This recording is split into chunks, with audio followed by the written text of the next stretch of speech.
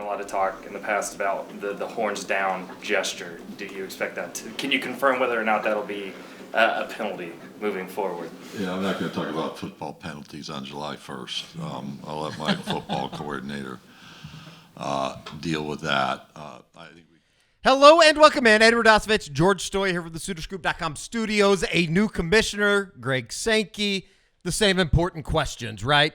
We talked to Greg Sankey as well as OU President Joe Harris and Joe Castiglione on Monday afternoon. A little bit of the celebration. This is what the show is going to be about. A little bit of a recap from everything that was said. We also talked to Dari Nowkhah as well as Dusty Dvoracek from ESPN. But a really good time to join SoonersGroup.com. A really good promo for you out there in YouTube world. A YouTube exclusive special offer, 2 months for $1 to SoonersGroup.com. All you got to do is use promo code OU1, George. That will take you all the way up into the first portion of the football season now that we sit here just 2 weeks away from the start of SEC Media Day down in Dallas. And then before we know it, they're going to be starting practice. Yeah, it's the season is, I think, 50 when you guys are watching this, 56 days away. It's crazy. So less than 2 months, but I felt like it was a good, like, July 1st was a good, like, break in between the summer because there's just those long days where there's just not a whole lot going on. Sure. And I will say we didn't learn absolutely anything really on July 1st, but it was fun to kind of talk about football, kind of get the feel from obviously seeing the fans out there, but there were some folks in town from the SEC, whether it was, Dari and Dusty, who we'll hear from, Paul Finebaum, who we got to obviously go on his show for a bit. And then also, Greg Sankey, who mentioned there, the horns down. Of course, that question is going to come up. I'm sure it's going to be asked again at SEC Media Days. But it felt like a good, like, breaking point to where it's like, okay, now we get into Media Days, get into, talking season. And then obviously, before you know it, like you said, we're going to be out on the practice fields kind of taking in some practice. It certainly is talking season. All the Media Day stuff coming up. Big 12's obviously next week. You got the SEC Media Day coming up in 2 weeks. Starting to delve into that area of preseason All-American list coming out. That Danny Stutzman named a Walter Camp first team selection today. Yeah, awesome, well-deserved praise for Danny Stutzman, who I'm sure is going to be on a lot of different preseason lists. But you think there's a chance he's going to be on the first team all SEC ballot, right? I do. I'm going to be voting for him, and I'm sure a lot of other people will. I think part of that is everybody kind of knows who he is. Sure. Even people that cover all these teams in the SEC that maybe aren't super familiar with Oklahoma, I would bet a lot of the media that are going to Media Days know who Danny Stutzman is, and we'll just put him on the list because they know who he is. I do think he'll probably be the only OU player on first team. And again, it's not guaranteed that he'll get on first team. I just think he will.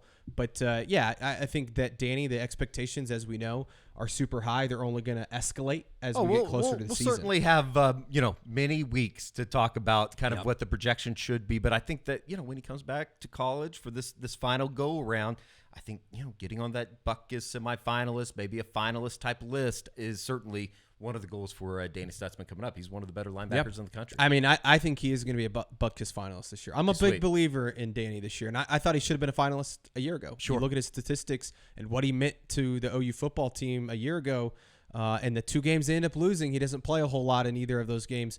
I just think that he was a little bit snubbed, and I think this year playing in the SEC is going to get a lot of respect. Going back to Monday, we've already recapped everything with Bob Przybylo and the stickball report that you can see here on the SoonersGroup.com YouTube channel, a little bit of the inside workings of Love's Field, which was obviously really cool to kind of go through and kind of relive from what Bob was able to experience on Monday afternoon. We were over at the Finebaum set, but before and earlier in the day, we were able to talk to, as we said, Greg Sankey as well as Joe Harris and Joe Castiglione from their press conference. Didn't really learn a whole lot. Everything that we had talked about for really, truly the last 3.5 years had been kind of discussed ad nauseum to a certain extent. But we were able to talk to Dari Nowkhah and Dusty Dvoracek, both ESPN. Dari obviously working on the SEC side of things with the SEC network. And then Dusty, being one of the better analysts in college football. It's unique to a certain extent that you have two guys, obviously, both went to Oklahoma, guys that know the program inside and out and kind of get their perspective on what the SEC is going to bring. Yeah, look, I'm sure they're a little bit biased towards OU, but they've seen so many different schools and have, I think Dari, especially having worked for the SEC network now for so many years, has a lot of respect for these other SEC schools and kind of knows what OU's getting into. And then you look at Dusty, who not only was a great player at Oklahoma, but has now become a really good college football analyst. He's seen a lot of different programs. I think getting their perspectives, and I think he's going to be really involved in some SEC network stuff moving forward. So I think that getting their perspectives on OU, because they know the program so well, they also know the SEC and college football so well. So I feel like they're good voices to know, like, how does OU kind of fit into this thing. Here is Dari Nowkhah as well as Dusty Dvoracek just kind of talking about Oklahoma as they make this move into the Southeastern Conference. You know, year 3, Brent Venables, you look at the recruiting rankings. I think they're in a good spot. I think the longer he's here, the better they're going to get. I love the way he's built the defense. I think the defense has a chance to be much improved. All 3 levels, you got legit dudes. I'm excited about the wide receiver core. I'm excited about the young, talented quarterback. Look, the schedule is daunting. Let's be honest. I mean, it is a tough schedule, and there are no off weeks. It's the grind. I mean, it is the grind. And programs in the Big 12 don't have the grind that programs in the SEC have. You get through 1 week, you don't really get to exhale because the next team on your schedule is just as talented as the team that you just played or close, and every bit as talented as you or close. Depth is enormous. Attrition is natural. It's going to happen. And, you look at the last 3 games of their schedule, at Missouri, home against Alabama, and at LSU. You got to play 5 conference games before that. And you hope that you're in a position to have those games really be impactful, meaningful when it comes to getting to the 12-team playoff. You hope you're healthy. It's a different beast. It's closest thing there is to the NFL, where you just feel like you don't get a week off. And that's going to be the challenge. And it might take a year, it might take 2 years to kind of get used to that and continue to build the depth needed. But they're in a really good place, I think, roster-wise, to his point, for year 1. I think that's something that's going to be talked about, plenty here over the next couple weeks leading up into what is going to be the start of the season in terms of depth. You're talking about getting to that back end of the schedule. And, I think if nothing else, that's one of the things outside of maybe some of the stuff that they talked about with facility updates that are probably, and not even probably, that are going to be needed to happening in Norman. You're talking about depth, and you're talking about this first year. Yeah, I mean, I said it on the unofficial 40 this week. I think the biggest learning lesson that they're going to have the first year is can they get through the whole season, and do they have enough guys, competitive depth, to complete like those last 3 games that Dari mentions. Like, there's a chance OU sitting there, going into the last game, they're 8-3 and LSU's 8-3, and the winner of that game makes the playoff. Like, that's a very real scenario. Or you're going in and you're 6-2 with those, last few games, or you're 7-2, or you're 6-3 and you got to win all 3. Like, what does that look like? And you saw last year, late in the season, OSU and Kansas, BYU was a tough game. UCF was a tough game after Texas. Like, OU can't have those slip-ups in those type of games, and that's what Dari's alluding to. I think some people probably maybe roll their eyes at that and say, oh, that we've heard about how tough it is. I just think it's going to be more physically demanding more than anything. Obviously, there's some really good teams on OU's schedule, so seeing how they fit into that, I think, is going to be huge in year 1. It's going to be a lot of fun to kind of watch. And, I think that, like, the mentality of what we've talked about here over the last year, and, with the inclusion of the 12-team playoff coming to college football this year, you're going to see some of these teams that, I think a lot of the fan bases are used to going 12-0 or 12-1, 13-0. And all of a sudden, I think that you are going to have to, not necessarily that you're going to have to step back in expectation, but you are going to have to stomach a couple losses this year, and it's going to be about how can you, respond to those losses, and how can you kind of get through the doldrums of what this schedule is going to be. Yeah, I think as OU fans, you have to kind of maybe reset your reality just a little bit, and what I mean by that is the expectation and the standard is still to win championships, but just know that it's okay to lose a game or 2 or even 3, especially when you have a schedule like next year, and that's because the 12-team playoff, right? You can still get in. I think a 9-3 can get in for Oklahoma, as well as you're in a different conference, and it's just tougher than what it was in the Big 12. That's just the simple fact. So I think kind of resetting those expectations as fans, and I think most fans have, but I that's kind of what I asked Dari and Dusty is like, we've talked a lot about on the field and being SEC ready. I asked, what's your advice to fans, and do you think that they kind of fit into the conference? And here is their answer. I think they fit in perfectly. The fan bases in this league, the whole "it just means more" thing. It has to do with every win means a little more to the fan, to the household, to the conversations, to the work conversations, to how much they sleep at night. Every loss pains them a little bit more than it does most teams around the country and conferences around the country. That's the fan base. Those are the fan bases here, 14 wide, and I think OU and Texas, for that matter, both, the fan bases are exactly the same, right? We know how much Sooner sports means to Sooner fans, which is the vast majority of this state and much of other states. And losses hurt and wins mean something, whether it's your conversations with your coworkers or your family members or, again, how well you sleep at night. And these fan bases are all the same. It fits perfectly. I mean, geographically, in an era where geography doesn't seem to matter in conference realignment, it's perfect too. But I also think that geography plays a part because the people are very similar. The people that live in these states are very similar to the people that live in the states in the South in terms of what they value, in terms of sports importance, and in terms of their collegiate program of choice. So from a fan base perspective, it's perfect. Advice, I think Sooner fans specifically don't count on and assume 11-1 is what's going to happen every year. That is be realistic. It's not going to be automatic. It's not every year is not going to be the dream that we've seen for 20 years for the vast majority of those, and it's a different beast. But prepare yourself to enjoy the ride and not just the result, because the ride in this league is really damn fun. That's one of the things I love most about this move is for the fans, because I think that like-minded thinking, very similar when I go across the country and I do games in SEC country, it's just like Norman, Oklahoma.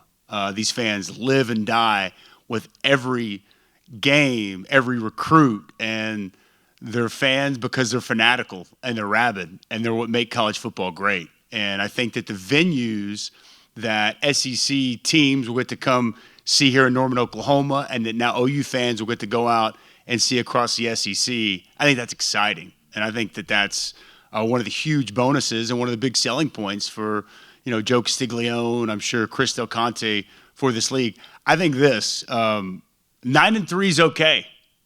And that's going to be hard, because anything short of 10 wins for an Oklahoma fan is a bad year. That is a bad year. And even sometimes 10-2 is a bad year, right? And like this year, this schedule, if they go 9-3 this year, to me, I'd be feeling really good if I'm an Oklahoma fan. And that's going to be hard, because I don't know if there's ever been a time in this illustrious history with 50 conference championships where you would say a 9-win season's a really good year. But a 9-win season could mean you're a top 8, top 10 team, just given the gauntlet you're going to see year in, year out. And that is, I'm as intrigued as anybody to see how an Oklahoma fan adapts to that, because it's foreign to them, and that's going to probably take a little getting used to. Dusty's done plenty of radio in Oklahoma. He knows what the score is when Oklahoma goes 10-2 and how defeating that feels for a lot of people out there. But it is the reality of the situation, and I think that that's why you go in, and I think that we're going to use this phrase, or I've used this phrase quite a bit here over the last couple of years, is the cautious optimism that Oklahoma fans do have, and especially coming off of that second year for Brent and this program going into the SEC. Well, and I think that it's important to say that just because we think 8-4 or 9-3 next year would be a really solid season doesn't mean that we don't believe in the long-term trajectory of this thing, and that we don't think that they can get to a season where they can go 10-2 or 11-1 or 12-0 and compete for a national title. I mean, I said it on Finebaum the other day, but if you told me in 2 to 3 years, the way that they're recruiting, the way that the culture is, the way that Brent coaches, the hires he's made, if you told me in 2 to 3 years Oklahoma is competing for SEC titles and national championships, it wouldn't surprise me. I just think that going into it, just know that You are going to have some years that it's really tough. Yeah. Next year is one of them. It just so happens that it's their first year. If they had Texas's schedule, maybe you'd feel a little bit better about it because Texas's schedule does look like it's a little easier. But I'd also say too, we keep talking about that schedule. There's a couple teams on there that could easily falter, that are not as good as we think they may be. Oklahoma could also be one of those teams that maybe we're too high on or not high enough on. That happens every college football season. So I think that they make a good point, though. Just go with it, have fun with it, and just know that it is going to be really tough. It will be with Brent Venables that they're making this move to the SEC. That is rather obvious. But Joe Castiglione did make some headlines, make some news on Monday when he made an appearance on Dari Nowkhah's SEC Now show, which was taking place inside the stadium. Yep. After we got done with Finebaum, we went over there, and I remember thinking, like, hey, that was kind of a big applause. I wonder what happened over there. And this is what it was. Like everybody else in the country, continuing to invest in a lot of our programs. So we have areas where we want to grow, and I think that's the part. But I will tell you, without reservation, every coach that we talked to was excited. And you know what? The ones that aren't here anymore. It's Take it away, Dari. listen. We call that a mic drop. And when you're in Pretty good moment from Oklahoma Athletic Director Joe Castiglione on Monday afternoon, and certainly got the headlines on social media. Yeah, Joe C is not typically one to say things like that or make big proclamations or anything like that. But I think he's been maybe holding on to that one for a little bit. And it was the perfect time to do it in the celebration that was on Monday. Yeah, and I'm sure he'll say at some point that he didn't mean it as a jab at anyone. I joked that it was about Lon Kruger. Yeah. Which obviously it was about one person. It's pretty obvious. He makes a home in Pacific Palisades. Yeah, TBOW. But I think that it was just funny, and one of those moments that's like, you do look at it though, and you're like, the way that things are going at USC, you're seeing guys decommitting left and right. We'll see what their season looks like. We've talked a lot about OU's schedule.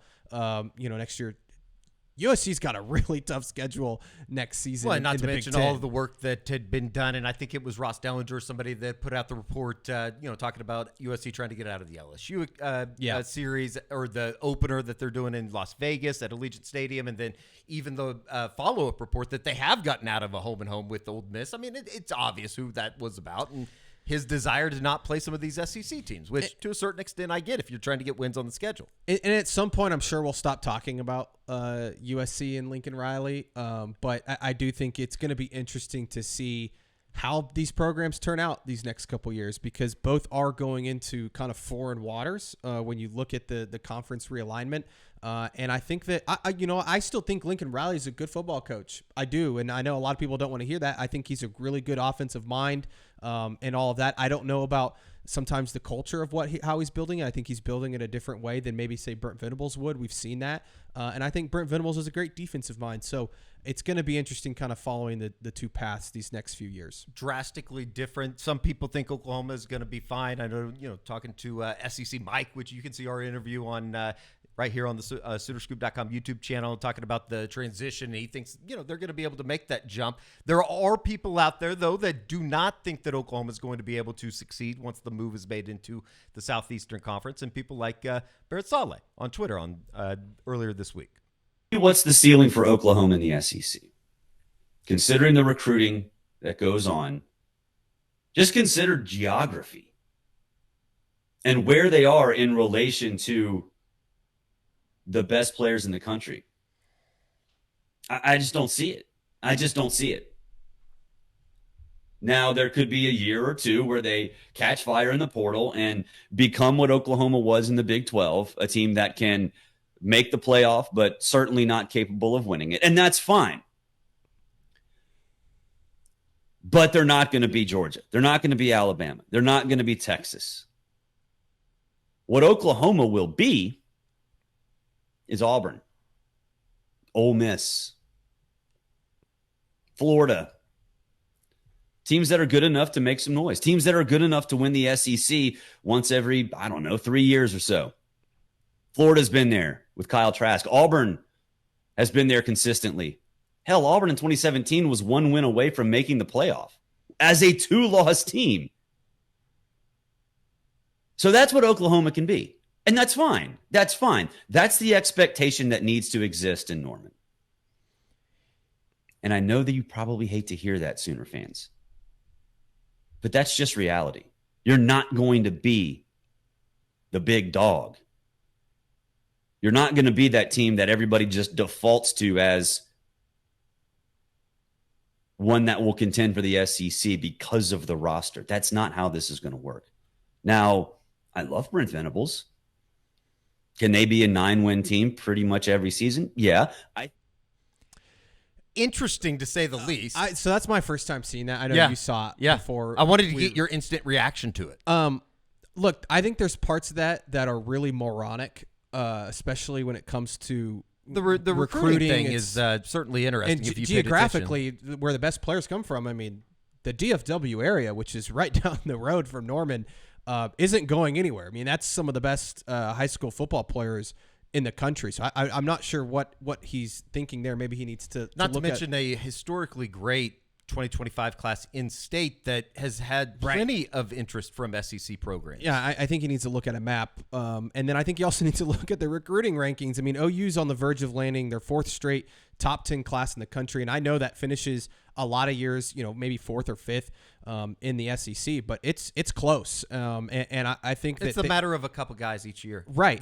That could elevate you into maybe that top 5. Right. And the way that they've approached the portal, I think, has been really smart. NIL, they clearly have the money. Now, I think when he says that, if you told OU fans they're competing every 3 years for the SEC championship, I think that's a pretty good.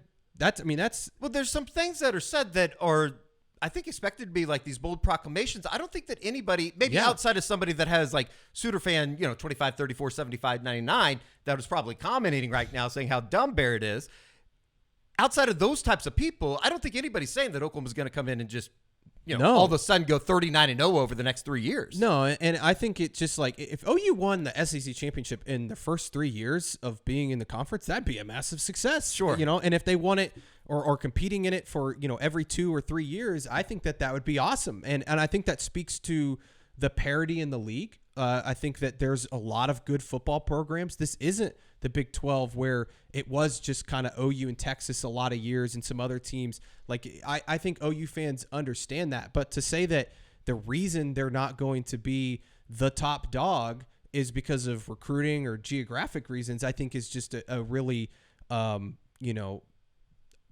bad take, just bad, and not knowledgeable. Like you're just clearly it's kind of stupid. Well, and maybe it's serving the purpose. We're talking about it. Yeah. And, giving a little bit of eyeballs. But it's also onto July. Yeah, and sure. We have to have something to talk about. It doesn't make a whole lot of sense. I don't think I'd necessarily agree at all the extent of the points, but I do think that like this, and then the other side of it too is just this idea that Texas is getting ready to go on this run, that it just, in some ways, outside of getting a little bit of help at the back end of the schedule last year, that could have easily been a Bedlam rematch in the Big 12 championship game a year ago, and Texas isn't even going to the college football playoff. We forget too. I forgot that Texas should have lost to K-State last year. Right. Remember that's game? What I'm saying. That's on the day of the Bedlam game that Oklahoma ends up losing, and the rest goes. What's crazy too, Eddie, and I mean this is gonna just sound kind of homerish, but like, there's been a lot of talk about Texas and the great year they had last year, and that OU is stumbling into this. Like, have we forgotten that OU did beat Texas last year? That Texas team everybody's talking about, OU beat them. And I get that maybe Texas didn't play their best game in that, but OU won that game heads up. And if Andrew Rame doesn't have 2 fumbled snaps in Bedlam, or they don't fumble a kickoff in Lawrence, and Danny Stutzman doesn't get hurt in Lawrence, or if you just pick up 10 yards and get a first down. Like, they're playing Texas again in the Big 12 championship for a chance to play in the playoff. I know. Like, I think that people forget, and I get it. Like, that's college football. It's a couple plays here, a couple plays there, and you can't make those mistakes. But like, it just feels like we've easily forgotten that OU did beat Texas last year. 7 of 11, I believe. 7 Yeah. of the last 11 years.